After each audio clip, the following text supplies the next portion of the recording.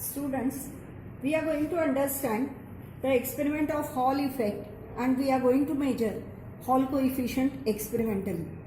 Now let us see the experimental arrangement. Here you can see these two electromagnets.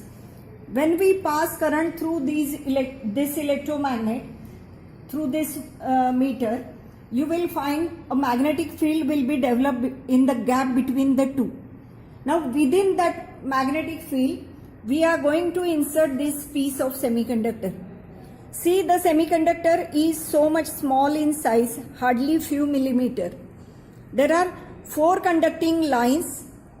2 conducting lines are for passing current through this semiconductor, and 2 conducting lines will measure the drop produced across this semiconductor sample.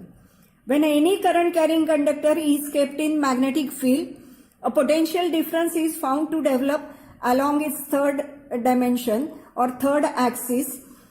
So this effect we call it as Hall effect. Now let us understand how this effect can be measured experimentally. Now here, in order to pass current through electromagnet, we have this 1 meter which will measure this magnet current.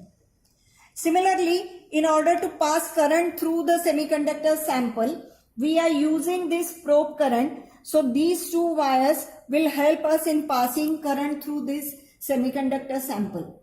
There is 1 more meter which is voltmeter.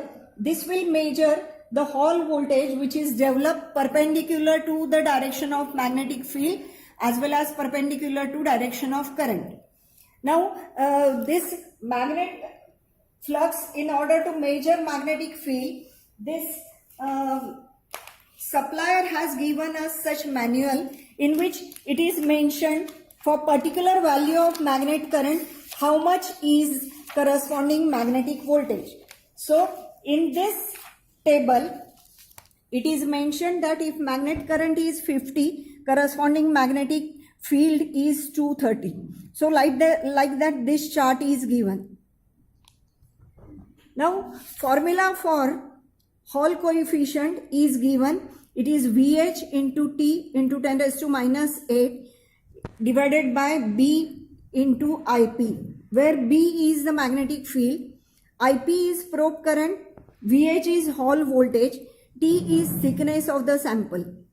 Now current we are measuring here in milliampere. Magnet current is also measured in milliampere, whereas Hall voltage is measured in millivolts. The value of thickness of the sample is given by the supplier 0.014 centimeter. So if we convert all of them in same system of unit, then this factor comes which is 10 raised to 8.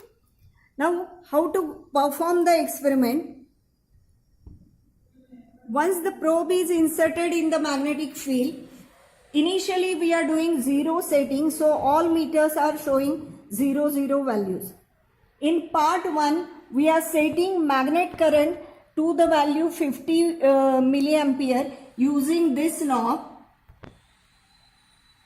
Using this knob, magnet current is now 50 milliampere. So you will write here magnet current 50 milliampere and corresponding magnetic field from this table is 230 Gauss.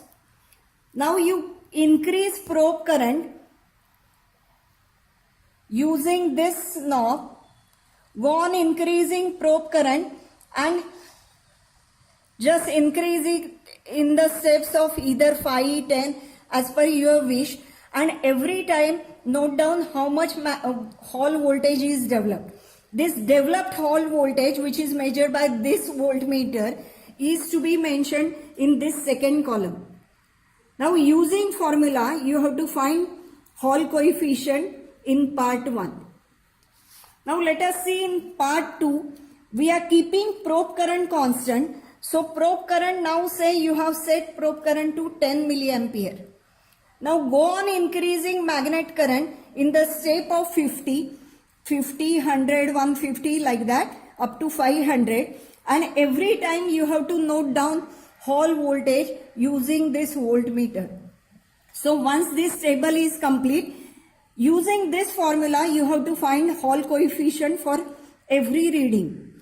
Once you get all Hall coefficient, you have to take average of all the readings, and then you will mention finally what is your Hall coefficient which you have found experimentally for given sample.